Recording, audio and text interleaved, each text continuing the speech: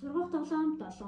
Тоглоомын нэр дугуй дүрсээр наадын зорилго эд зүйлийг өнгө хэлбэр хэмжээгээр нийжүүлсүүлэх 1-5 хүртэл оноож тоолж тооны дүн хэлэх. Хэлэхдээ дугуй модон дүрсийг ашиглана. Дараах дүрсийг анхааралтай ажиглаарай. Энэ ямар дүрс вэ? Дугуй дүрс. Танай гэртийн дүрстэй төстэй эд зүйл байна уу? Эргэн тойрны анхааралтай ажиглаарай. Одоо хамтдаа ямар өнгийн дугуй дүрс байгааг нэрлэцгээе. Шар өнгийн дугуй дүрс, улаан өнгийн дугуй дүрс, ногоон өнгийн дугуй дүрс, цэнхэр өнгийн дугуй дүрс. Өнгөөр нь ижилсүүлээрэй.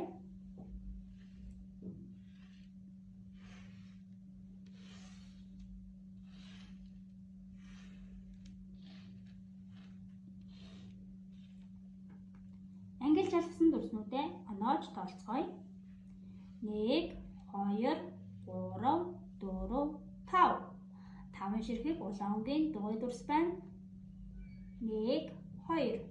2 ширхэг ногоон өнгийн дугуй дүрс байна. 1 ширхэг цэнхэр өнгийн дугуй дүрс байна. 1, 2, 3.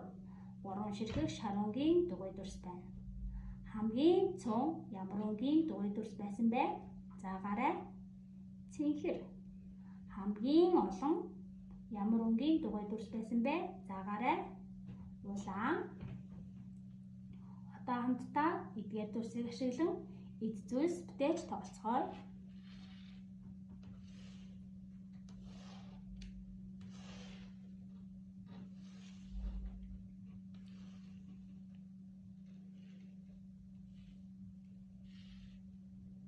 Гэх мэтчлэн эцэгтэйгээ хамтран эд зүйл бүтээж хамтдаа тоглоорой.